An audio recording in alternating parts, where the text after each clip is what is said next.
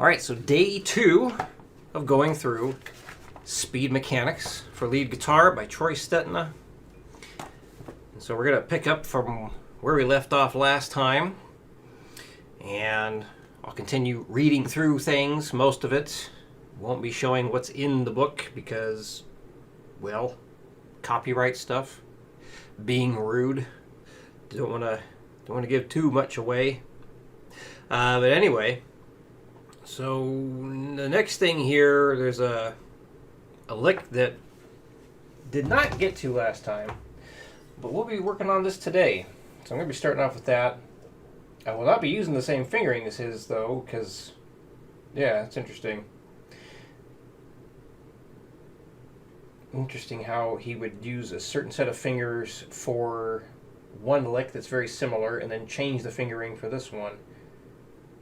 Yeah, I don't like doing stuff like that. Anyway, I'm ignoring the fingering. I gotta learn this thing here. So, it is a bunch of 16th note triplets. So, I'm going to be playing it as 8th note triplets so I can ease into the whole thing. Some bends here at the beginning, so that's going to actually be like on the 1, 2, and that holds out for an extra beat, so it'll be like 1, 2, 3, and I wonder if I even need to worry about the bend part first. I should probably leave out the bend section first and just focus on the legato part. Yeah, I think that'd be a good idea. Wyoming in general. Seen too much weird things go down in Rock Springs. I didn't go through much of Wyoming out when I lived there. I don't think I went through Rock Springs. I don't know. I don't remember what we went through. Obviously, Cheyenne, and then taking I-80 all the way to California. But I don't remember what cities we went through. Although I did get some really weird looks when I was when I first moved out there. And then it was really weird, like the next door neighbor, he was wearing a death shirt one day. We just kind of looked at each other because, like, I think I had a decapitated shirt, and we were just like, you know, like, fuck, right on. So that was unexpected. Surrounded by a bunch of cowboys, and the person living next to me was also a metalhead. The metalheads there are very, they let you know. Because it seems like they're really happy to meet another person who listens to the same stuff. Alright, anyway, so let's get into this lick here. Let me play through it without mentioning them first so I can get a feel for it. That's right, so this is one of those hammer-on from nothing situations where you don't hammer on, or you don't pick when you go to a lower string.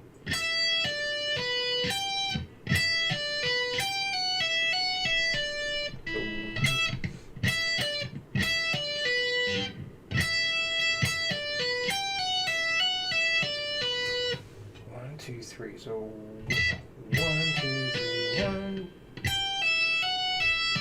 Oh, that's why. You fool. Hey, I might need to do 8th notes instead.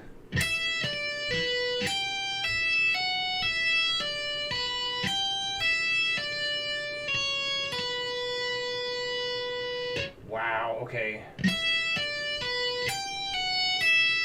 Nope.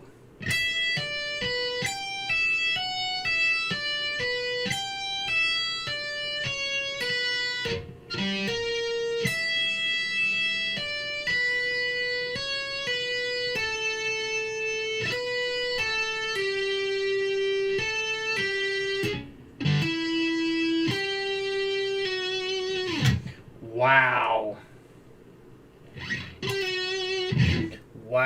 Wow. Okay. I'm going to have to break it down into even smaller pieces then, because that's weird. Alright. So, I'm obviously still not showing things on the screen, so you can't see exactly what I'm going to be working on. So for those of you who have the book, this is example 17. Example 17.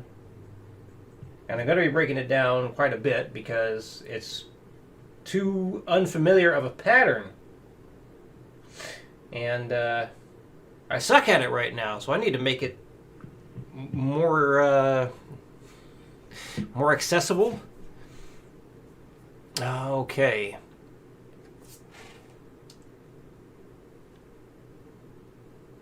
Let's get started. I'll tend to the comments after we get going here, so people who watch the archived thing are not wondering why the hell I'm not playing. Anyway, here we go. But I will respond to comments after we're done working on this part. So let's see. We got.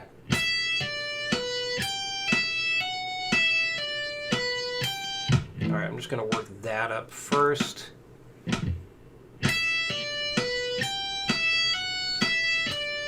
Nope, don't pick that.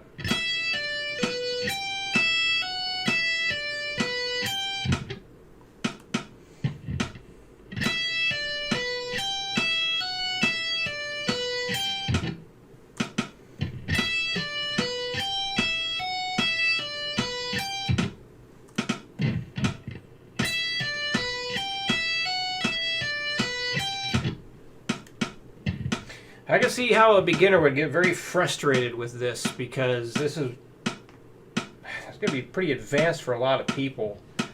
There's not really a good workup into this level of difficulty, I don't think.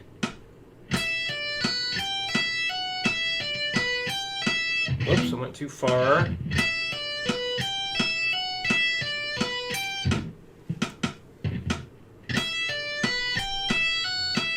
Nope, don't pick yet.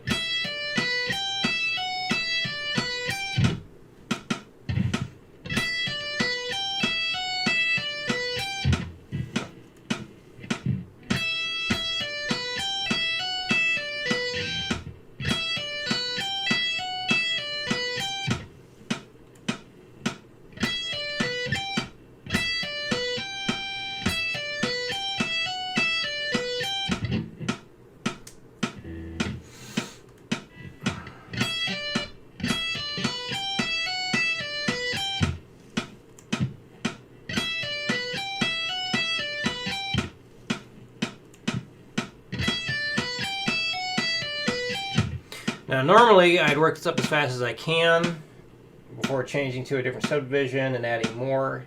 However, for the sake of the stream and the video that will be made after the stream is done, I'm just going to jump ahead here. So, no, I'm not following my own advice I give to people, but we're in a time crunch and it doesn't need to be super fast. So, anyway, here we go. Next piece, going...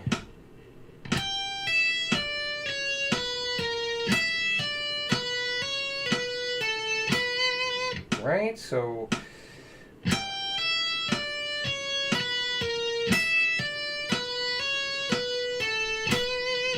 good Lord.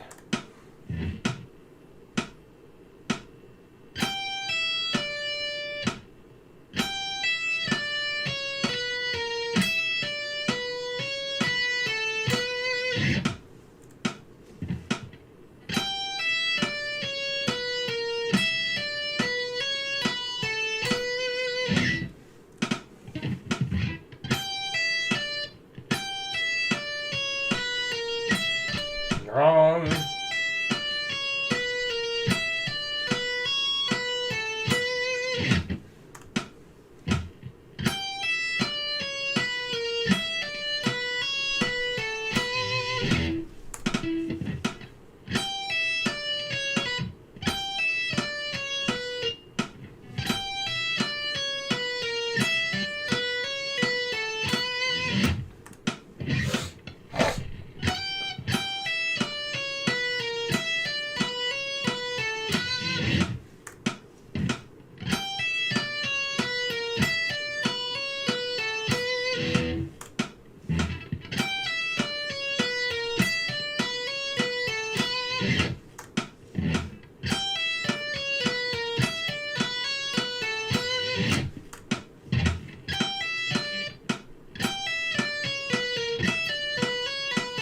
Wrong. Can't pick there.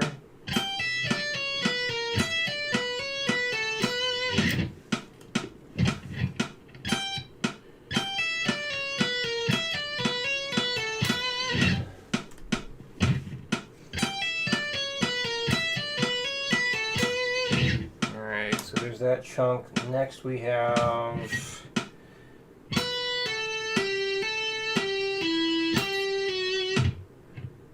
not sure how the hell I'm going to transition to that. Because you go from 16th note triplets into a regular 16th note. And then it just kind of holds. Doesn't really matter. And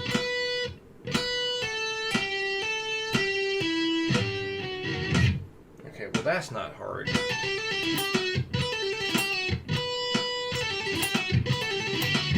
That part I can do. Okay, let's try and put all that together then.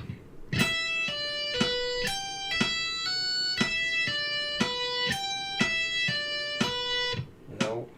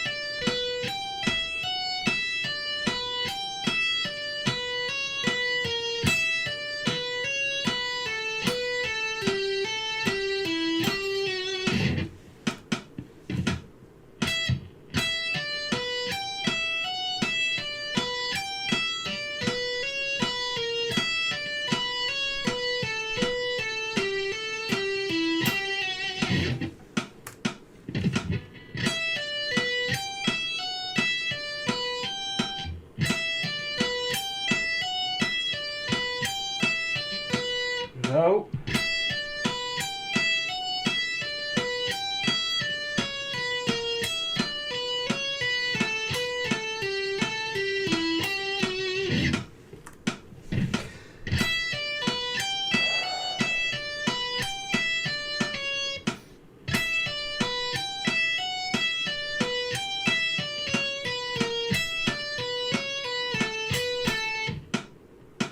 Still in the habit of picking more often than what's written down here.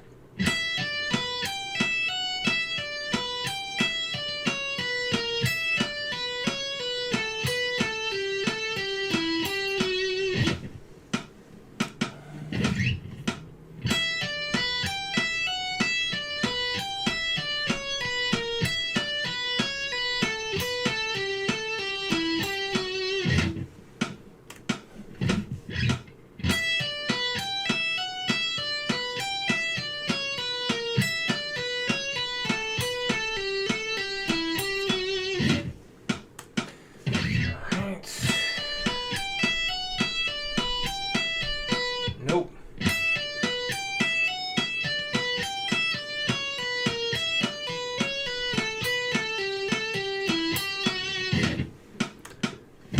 Oh boy.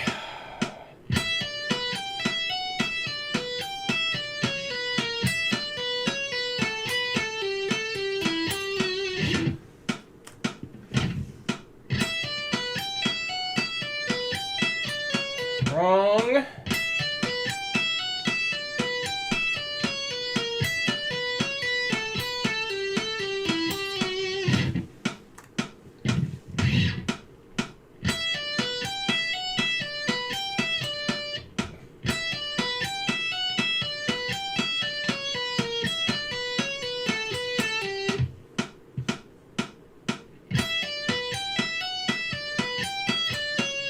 Damn it.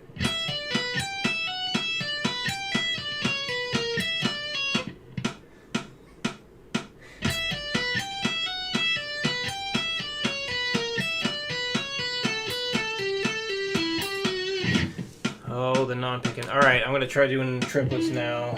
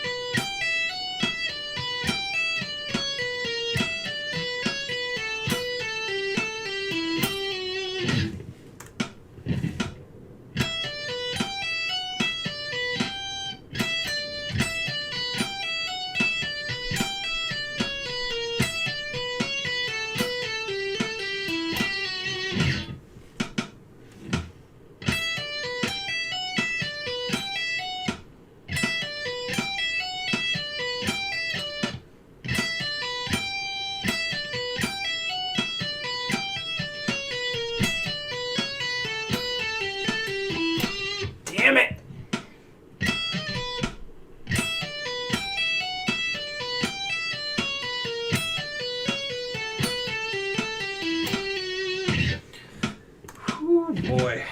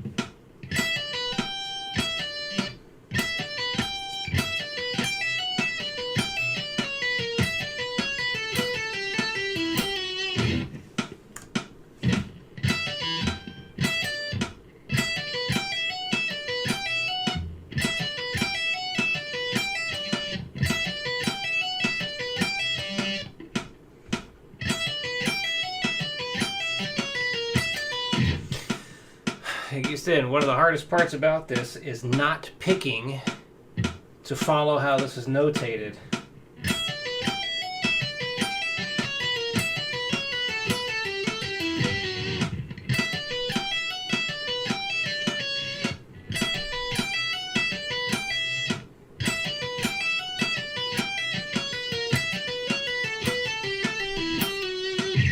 Nope.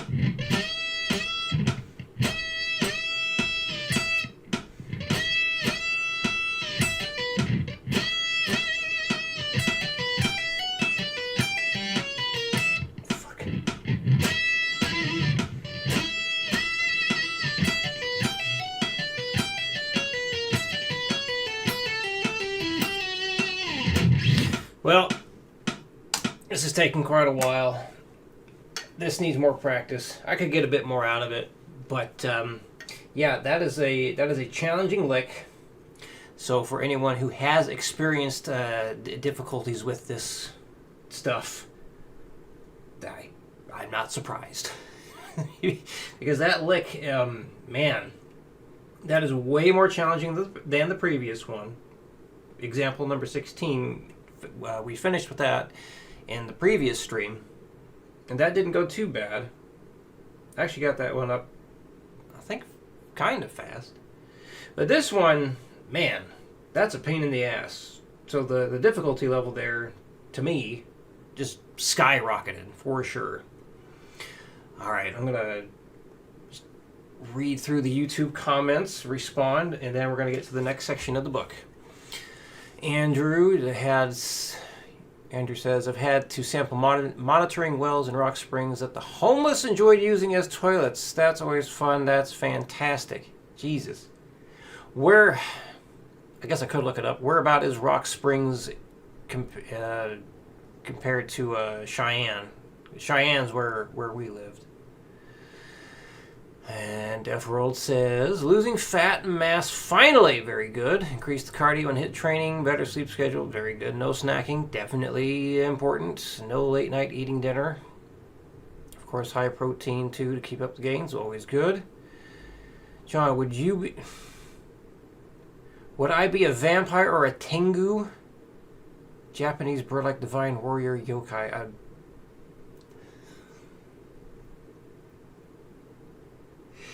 I have no idea. I don't know how to answer that one. Which one would you be? And how is Texas? That is an unanswered question. Okay. Next part of the book. We have string bending exercises. For the lead guitarist, bending and vibrato are some of the most important skills to master. In the exercises below, play the first note, then bend up to the pitch shown. I've given students this sort of thing before. After you have reached the correct pitch, add vibrato. Vibrato is a series of short bends and releases centered on a particular pitch. After you have bent the string to the right pitch, release the bend slightly and then bend back to the right pitch again and again. To achieve a smooth vibrato, practice it slowly at first, as on the cassette, which we will not be listening to. For bending, use the position with your thumb on the top of the neck, shown in an earlier thing. And they even have suggested fingerings for the bend. I typically just use 3 fingers whenever possible, which is usually a lot. Mark Terry would be Gamera. That's a good response. Rock Springs is far western Wyoming. Had your fun share of Cheyenne too. I didn't really see much homeless stuff in Cheyenne. Denver, there's certainly quite a bit. But nothing compared to California. Good God. You want to see homeless? Well, we got you homeless. Oh, hey, it's Jessica on Twitch. Hello.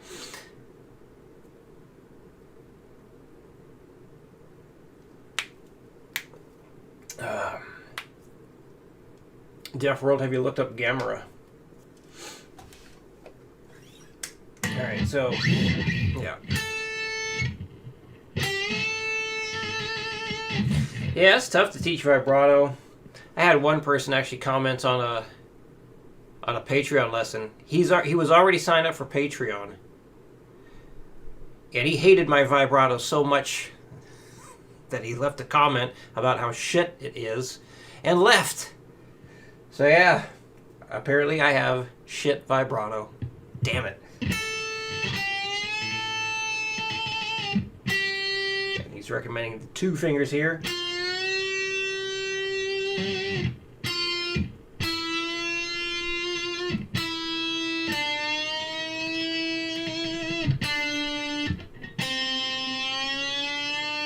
Ooh, that went too far.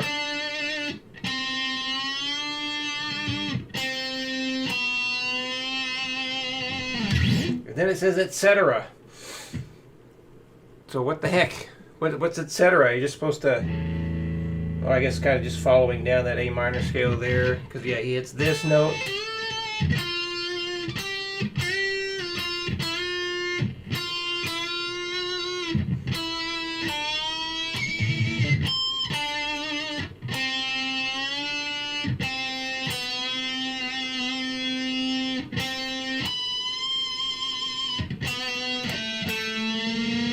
Woo!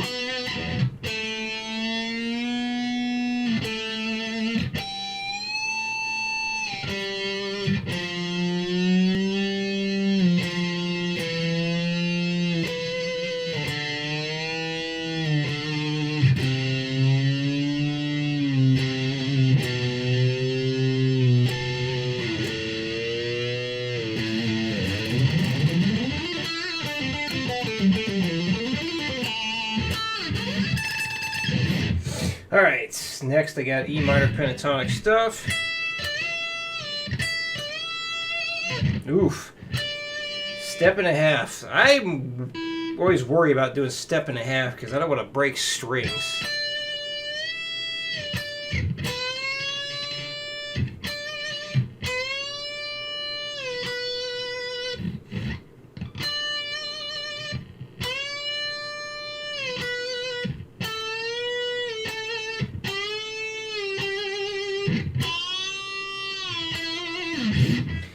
Got some blues stuff. 1.5 from there? Jesus Christ. Yeah,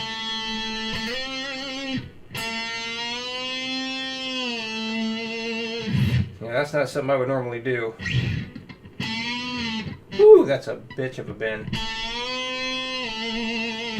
I do not like that. I'd rather play it down here. Anyway, so yeah, I just got more examples like that here with some different scale stuff. I think teaching bends is a pretty difficult thing because it's like a technique. You really need to rely on your ear.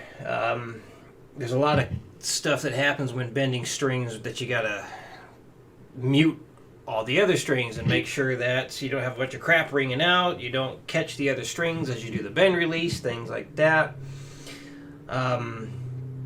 Vibrato, that's pretty tough to teach too because it's like one of those techniques you just have to try over and over and over again, and you kind of get a hang of it, get a feel for it. Some people, like I can't do that whole BB King thing where you like somehow move the string up, down, moving it like that.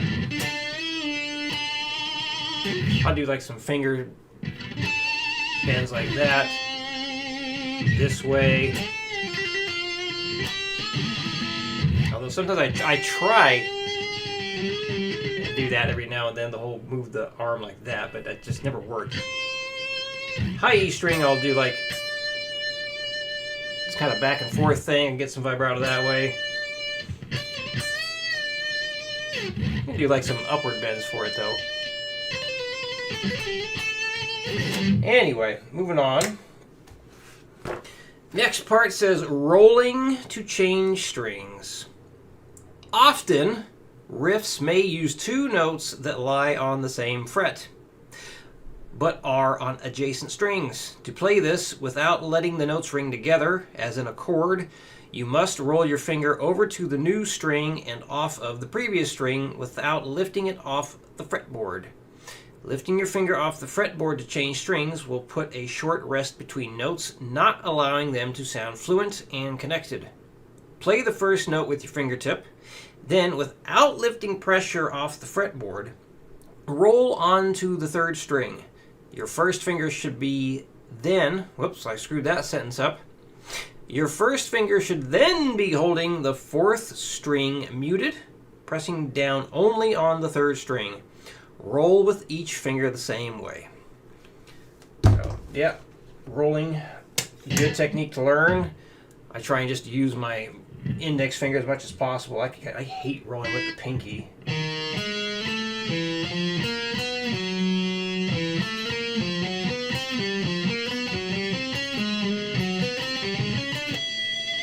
Some more chromatic stuff.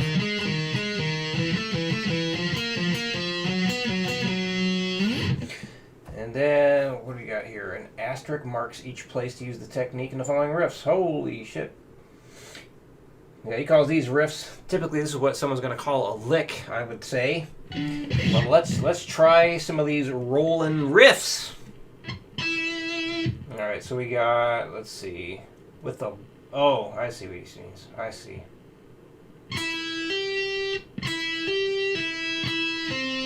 Nope. With a bar, that's a whammy bar. Is a whammy bar thing in here? Well, he hasn't introduced anything with the whammy bar yet. That's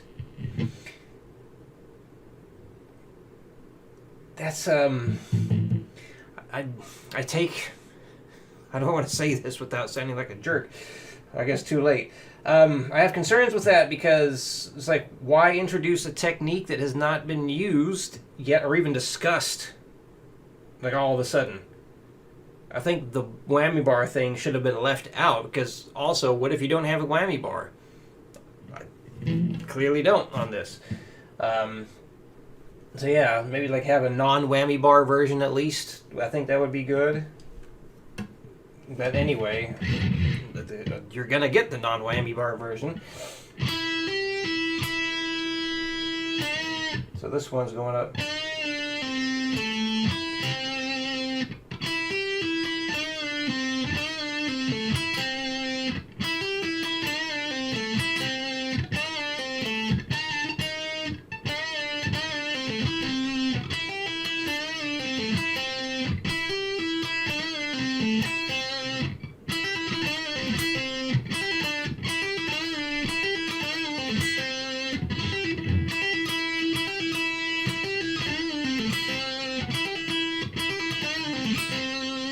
There's the riff. Here's the next one. Let's see. We got. Oh, he's alternate picking that, huh?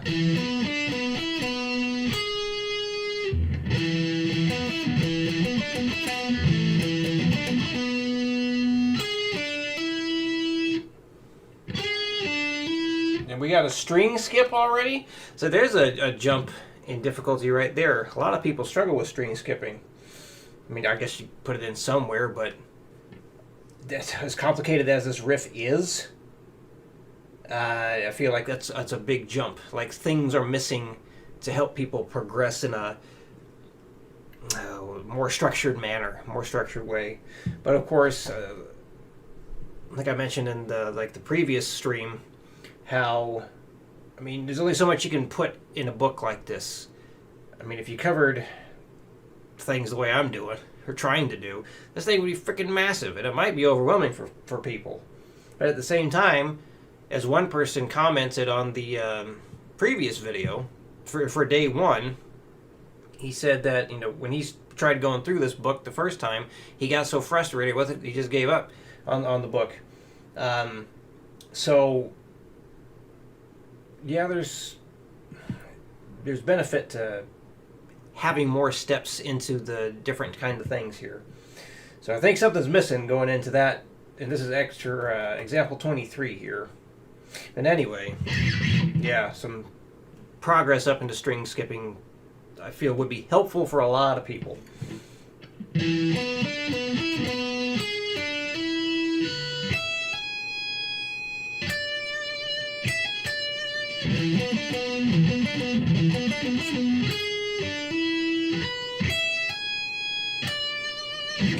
Alright, let's try working that one up. That's kind of complicated. Sounds interesting. Should I do 16th notes or 8th notes, though? Let me see. Probably should do 8th notes first, because it's too new a pattern. I'll try doing the alternate picking as he suggests.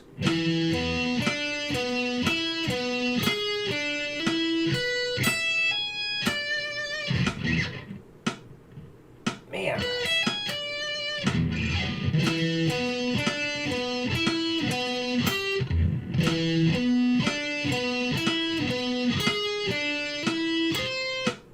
Wait a minute. That's right.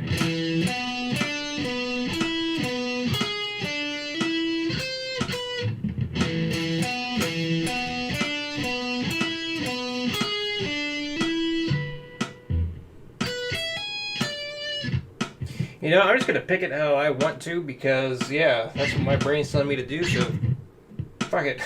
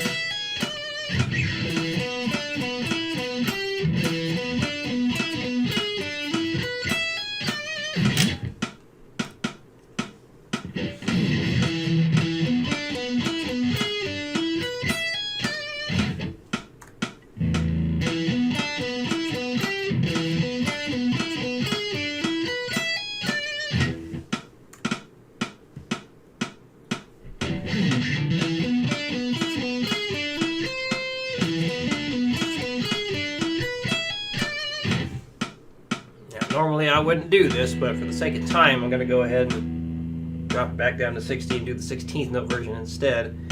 If I was trying to get the most out of this, I would absolutely work it up as fast as I can with the 8th notes before switching over to 16ths, as I recommend my students do. Now, sorry, I feel like I got something in my freaking eyeball here. Ugh. The sunscreen. Anyway.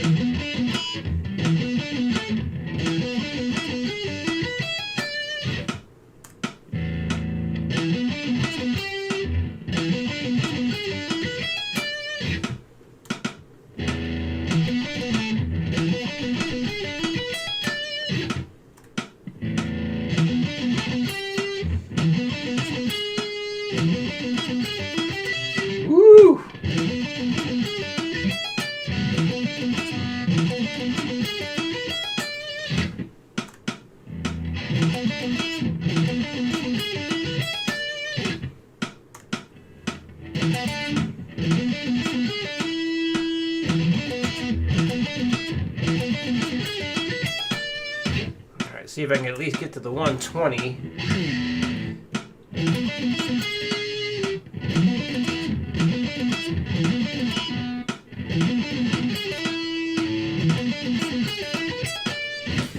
Alternate picking does work really well for that. I prefer the sweep that I'm doing at the very end, though. Alright, 120.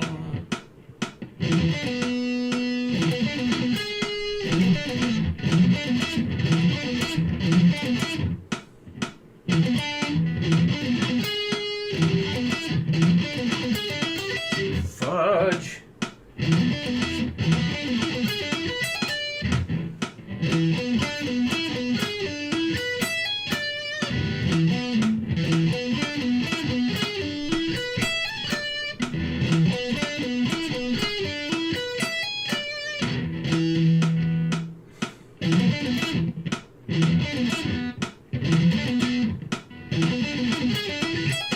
Whew. Yeah, that could be better. Come on, come on, come on.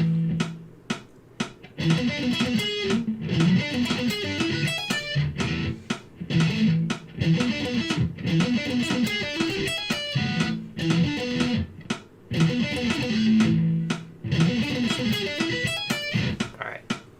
Good enough for what we're doing. Alright, next thing we have some... Boy, we got an odd rhythm here.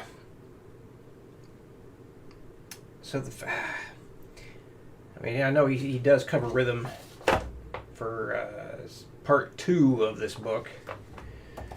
Man, if you don't know how to count this stuff, I can see that being a big pain in the butt.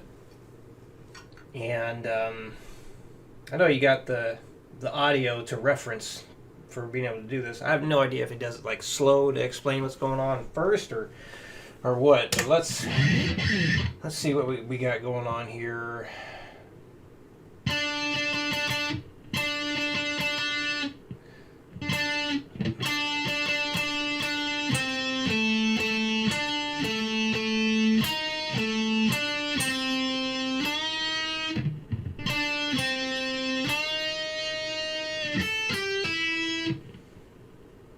That's a 0. So interesting that he picks that, although he had all that stuff about not picking and just doing a hammer-on from nothing when going to a lower string. I don't know why he chose that. It feels slightly inconsistent, but maybe, I don't know, maybe he was teaching the hammer-on from nothing while descending strings is just so you have an option. Alright, well, because this is how I would normally want to play it. I'd want to pick that string.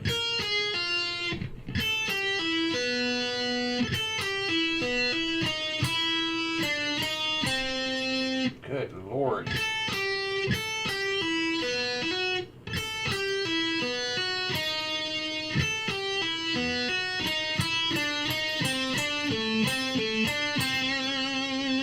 Holy moly. Jesus.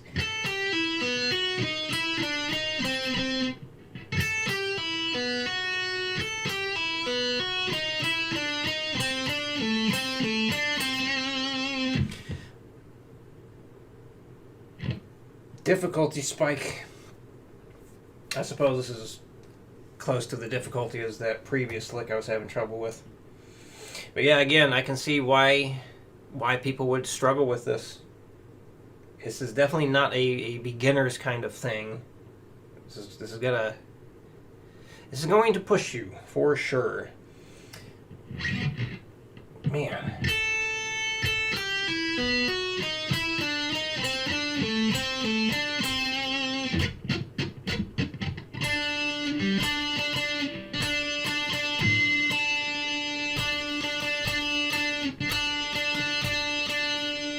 Oh.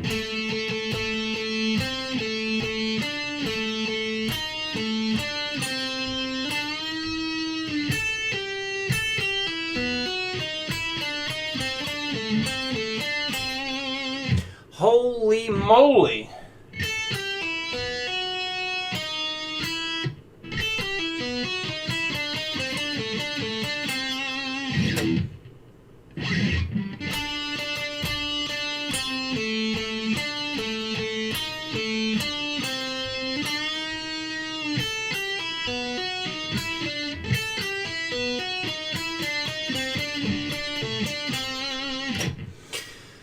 Well, shall we work this one up? Why not? So yeah, it is a mix of, well, the beginning here you have 16th notes, a quick 32nd note part, and then we have the rhythm I like to call the drunken gallop. But because this is so new, I'm going to be playing at half speed. So every 16th note will be an 8th note, every 32nd note will be a 16th note. And then we get that bend part there, which after I bend up on that, will carry for a quarter note. And then I'm going to play these 16th note triplets as 8th note triplets to make it easier to learn, which I feel would make a great thing to add to this. So remember, when you're working on something that's giving you a lot of trouble, or if you want to work on something that's fast, but it's a brand new pattern, and your fingers and brain are just like, what the heck is this? Really helpful to basically cut the time in half. Or would that be double the time? I guess it depends on how you look at it. So basically, if you're trying to work up like 6 notes per beat, something like that, probably a better idea, if it's a brand new thing, work up 3 notes per beat instead of 6. Because that can help immensely. So we're going to try that. How long have I been streaming? A little more than an hour. It's almost time for the first bathroom break. Exciting! Alright, I'm going to try the whole thing here.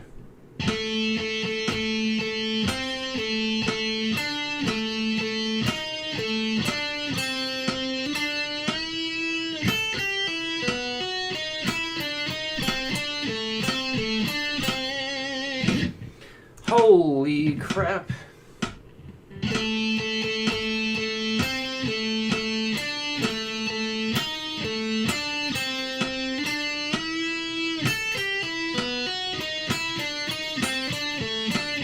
Fuck.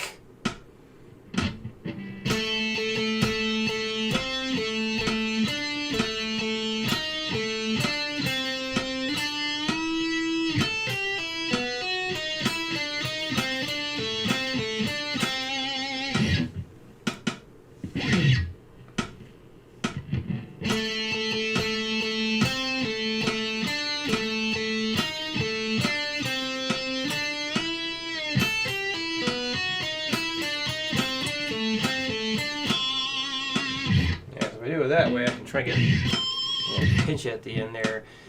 Andrew, quick pause here. Andrew on YouTube asks, or says, curious as to what your overall thoughts are so far. Do you see the book being beneficial? Thoughts so far, I mean, he has said some stuff that I really like, really appreciate, like the whole, yes, start off slow, make sure you play it with perfection. Don't increase speed until you're playing it correctly. There's no mention of how to use a metronome to go faster and faster. It just seems like it's just play this stuff and make it sound correct. And there's definitely benefit to doing that. I do feel that this metronome method will speed up the process in getting these things down. Because you start off at a speed you can definitely handle and then make it faster, faster, faster. So you're able to get it into the brain faster. Beneficial, yes, but for an inexperienced player, I feel like, as I mentioned today, there are steps that are potentially missing that could lead to frustration. Because there's definitely some pretty difficult stuff in here already, and it's at the beginning of the book. So I don't feel like it's really set up for, taking someone who's a beginner all the way through advanced kind of stages, which is fairly typical of these kinds of instruction books. And then you say, Andrew says, seems like it could be just as beneficial to learn solos and songs you like. Quite, yes. With these things, if you're trying to learn a very specific thing, like the exercise focus can be helpful because maybe the song or the solo wouldn't address the specific thing you want to work on. So I guess it really depends on what you're trying to improve at. So like if you want to, like this having the rolling stuff, you know, if you want to work on a rolling thing, you could try and find solos or songs that use that, or just right there. But yeah, I mean that's, you know, what exercises are. It's basically like, you know, all kinds of different riffs and licks that could absolutely be part of a song. So you could do the song approach, but that's also why I don't do the song teaching, because I want to have it progress. You know, want to make sure, like, can you play this thing? All right, now we're going to try something a little more difficult. We're going to try something a little more difficult. And then, well, as you've experienced, you know, you and I working together, when a point is reached where the difficulty is like, then we address the difficulty and do things to make it better or make it easier. So, yeah, it's just more steps could definitely help people address the difficulty on this, and explanation as to how to make things easier to tackle. But hey, that's one thing I try and specialize in, helping people break things down to make it easier. Let's try the speed again.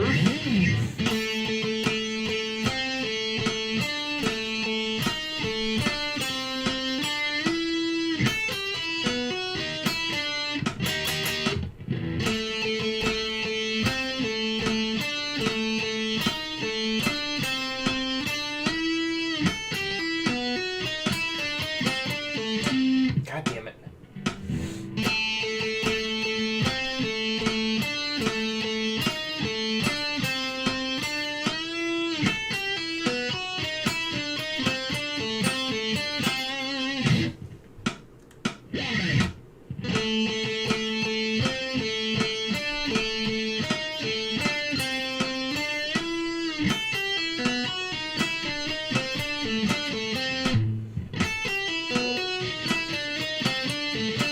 Oh man.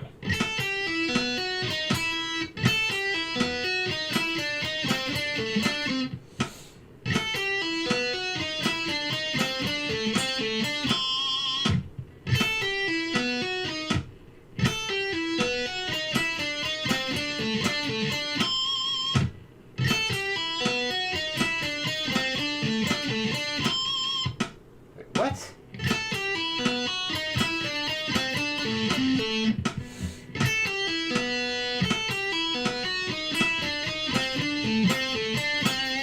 I don't think I'm doing that right.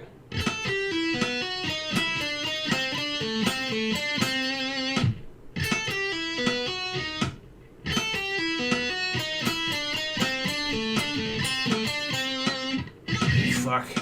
I need to just work on that part.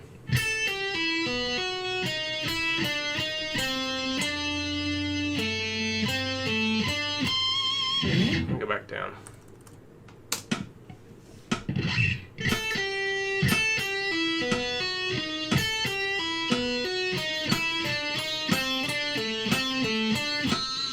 There we go. Jesus.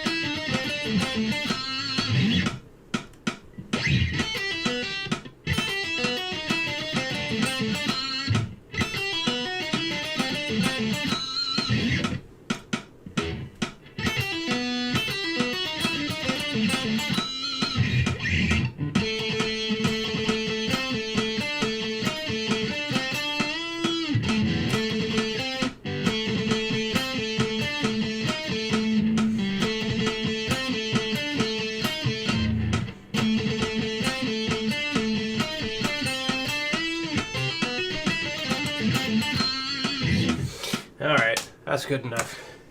Let's move on.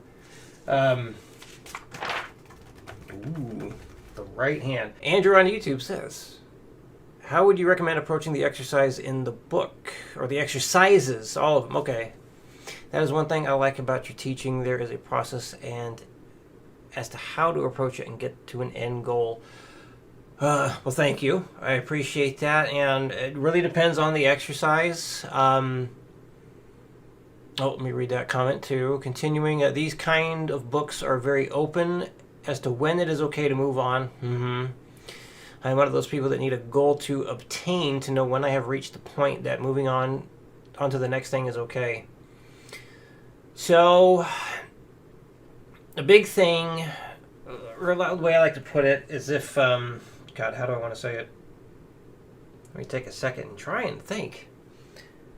So let's say, like the one I was working on just there. Or like he got these 3 finger roll licks that he has in a row here. And I would agree that it does go up in difficulty. The first one's the easiest, the last one's the most difficult. So, like if your goal is to just make it sound good, you know, you can just make it sound good a few times and then move on. If you like it, certainly play it more. There's no tempo marked on any of this, so without me listening to the recordings, I have no idea how fast it's supposed to be. So one thing you could do is if you could try getting it to the speed that's demonstrated or that's listed, if it does list it. In this case, it doesn't. But if you're like stuck on the same speed for 3 days in a row, I say it's worth moving on to the next thing. And that's usually it. If you're stuck at the same speed for 3 days, move on to the next one. And if you get up to a goal speed right away, just move on to the next one there too. Because yeah, like all that chromatic stuff at the beginning, like I'd imagine that's gonna drive people crazy. And also, yeah, I just don't think the chromatic stuff is really necessary for a lot of people. But, you know, we talked about that last time. There are some benefits to it, but I feel like that's a person-to-person kind of case. So yeah, I think a lot of it has to do with, you know, what are your goals with it? Because, like, you know, the book is supposed to be about teaching you speed and mechanics, and there is a lot of stuff where it's like, here's a technique, and now here's some stuff you can use that technique in. I hope that's a good enough response. But yeah, I think that's the summary there. Stuck on the same speed for a few days, move on. If you have reached the goal speed, you can move on. I think those are 2 good ways to know when it's alright to move on. So, I'll read a little bit here, a little more here. Then I want to switch over to inputting some tab, just like last time. So, the right hand, unless you're left-handed, or play left-handed. Alternate picking. Alternating versus sweep picking. There are basically 2 different approaches to picking. One approach is consistent alternating picking. The other is sweep picking, also called speed picking or slip picking. I have never heard of slip picking. I've never heard it be called that. I've heard it be called sweep picking and economy picking. And I also never call it alternating picking. I always call it alternate picking. So look at that. Thank you, Andrew. I appreciate that. Thank you very much. Boom. Hell yeah. Continuing. It is good to learn alternating picking first because it develops a good sense of rhythm. The regular picking motion helps you acquire an evenness of timing that is absolutely essential. Yeah, you do need to have good timing to play well. I agree there, for sure. Since each note has its own distinct pick, alternate picking also helps you develop a clearer, more articulated sound. A further benefit of developing good alternate picking technique is that with it, you can play any sequence of notes without having to figure out a picking system for it beforehand. I wonder how the Troy Grady crew would feel about that. You will be more free when improvising since you won't have to limit yourself to prearranged patterns. You will be able to create and play new ideas without having to practice that sequence specifically. When your picking requires no thought to execute, all you have to think about is the music. The benefit of sweep picking lies in its economy of movement. The less you have to move to do something, the faster you can do it.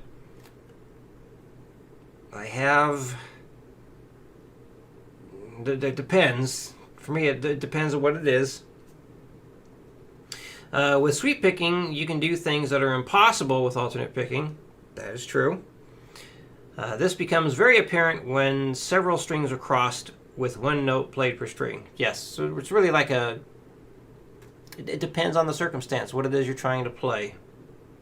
But the idea of the less you can move, the faster you can do it. One issue I've seen with that idea, or with that thought process, is I've had students try and pick so small, and they try and move so little, that they basically don't move at all. They're just so restricted, they don't even move. So sometimes you just got to pick a lot bigger, wider than you might think, and just get really mean and aggressive with it. And then you can actually go faster. So simply trying to move as small as you can doesn't always produce the fastest results. Let's see. Because these two picking formats contradict each other in terms of whether a certain note should be played down or up, don't attempt to develop both of these techniques at the same time on the same lick. Practice improves a skill by repetition. Giving mixed signals as to what habit you are trying to develop will just confuse your picking hand. I agree. In this section, all of the cross-string motions arising in alternate picking are isolated and practiced individually. Also, the next two sections deal exclusively with alternate picking. Then, when you have alternate picking down reasonably well, sweep picking is covered in detail. Picking position. Nearly every guitarist holds the pick slightly different. Open fingers, closed fingers, pick held between the thumb and first finger, or second, or both. It doesn't really matter. If you have already developed a certain picking position, it's probably all right. Use what works for you. However, the angle that you hold your pick to the strings is important. If the pick leans too far either way, to top of the pick toward the ceiling or the floor, it will put one motion of crossing the strings at an advantage and the opposite motion at a disadvantage. For alternate picking, keep the pick almost perpendicular to the strings. Play in front of a mirror to see how your pick looks from the angle shown in the photo below. So that's interesting. I used to, think that's what I was doing when I was picking, is just basically moving up and down in a straight line. And that is a benefit that has come about from Troy Grady in his reporting about, basically you either pick down and away from the strings or up and away from the strings.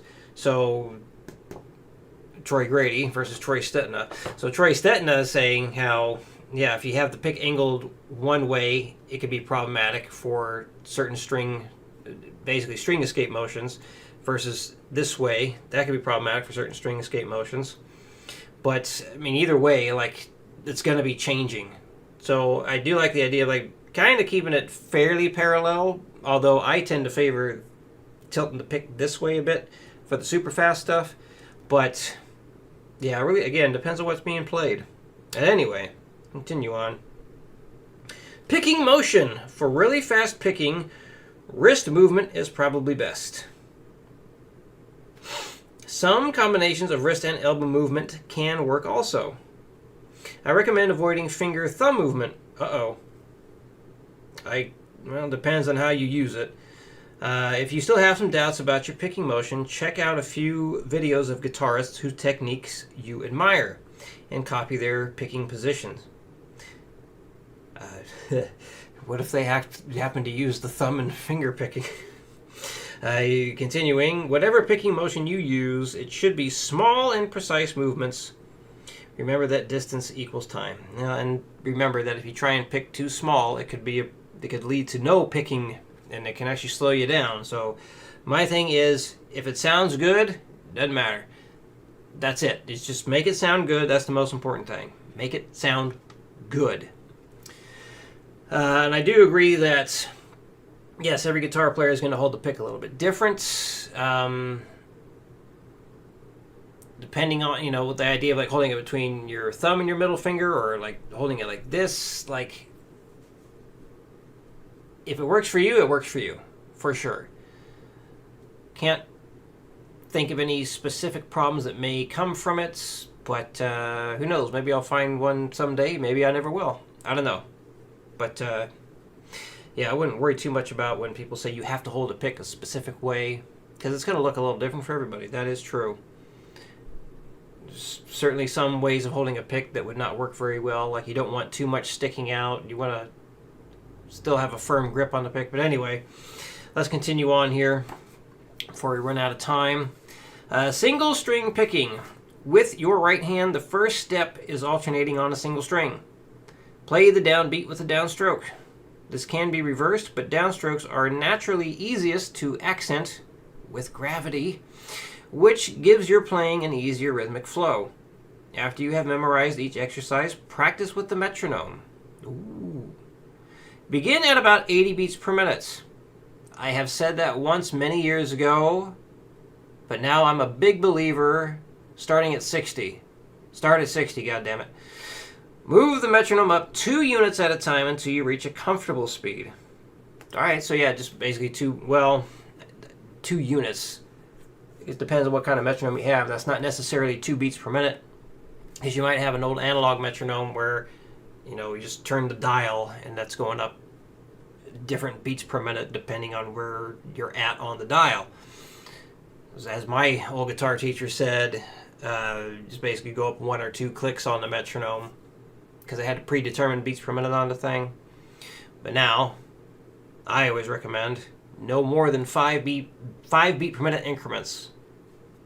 Because if you go up faster than that, you're probably jumping up too fast, and then you don't get as much out of the exercise or what it is you're trying to practice. But anyway, when you reach your top speed, slow down 20 beats per minute or so and repeat step 3. What is step 3? Is this supposed to be step 1, 2, and 3? Oh, okay, I skipped stuff. I'm going to read all this again. Begin at about 80 beats per minute. Move the metronome up 2 units at a time until you reach a comfortable speed. Push yourself 2 units faster, then slow back down 1 over and over.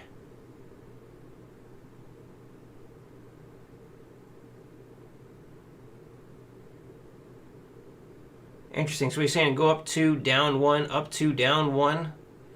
And then he says when you reach top speed, slow down 20 beats per minute or so and repeat step 3.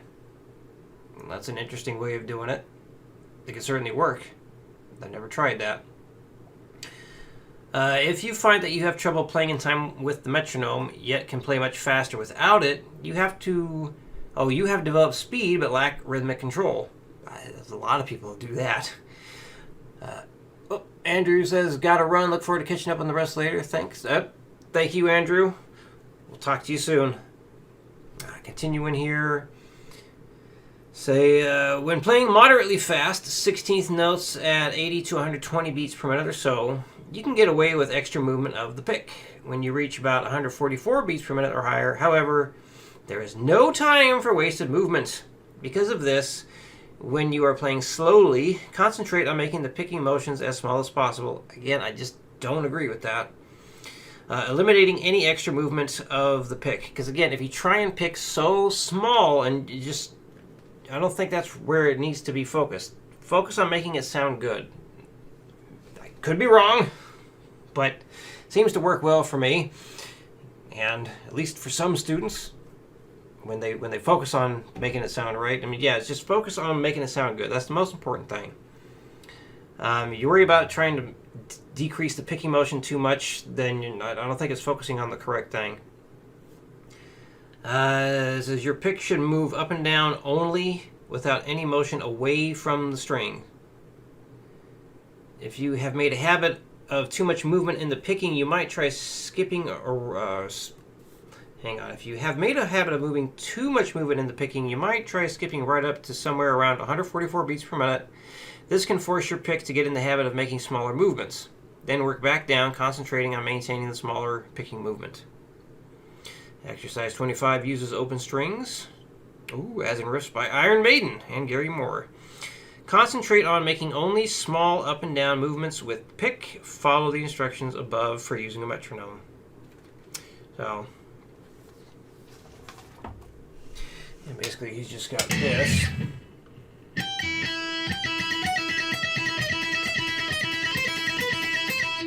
No, we didn't go back up to that.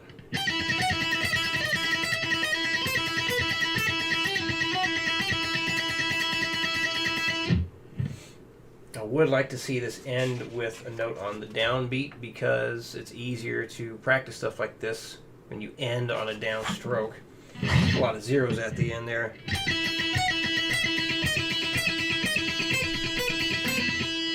No, man, it's like I instinctively want to go back up.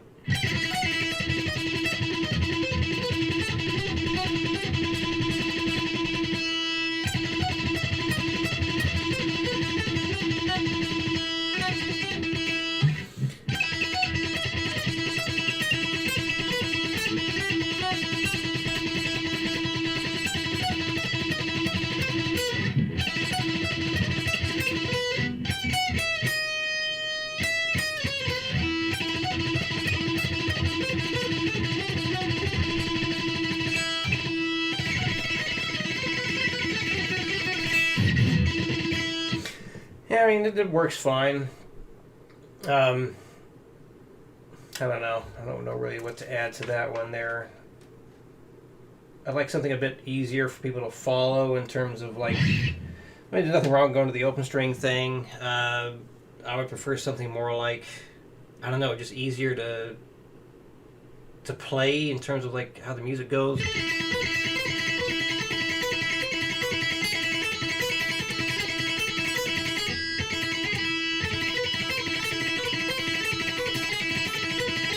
No.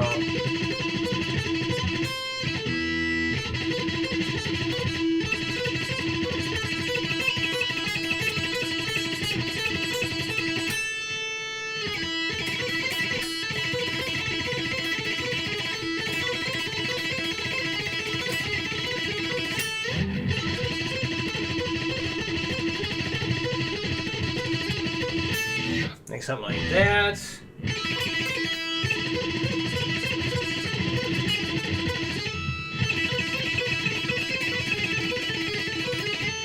Anyway. And then repeat on strings 2, 3, 4, 5, and 6. And then, oh boy, exercise 26 uses a chromatic sequence. Chromatic means using every half step rather than following a diatonic 7-tone scale. So, yeah, that's a...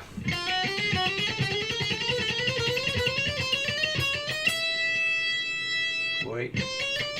And then he switches it.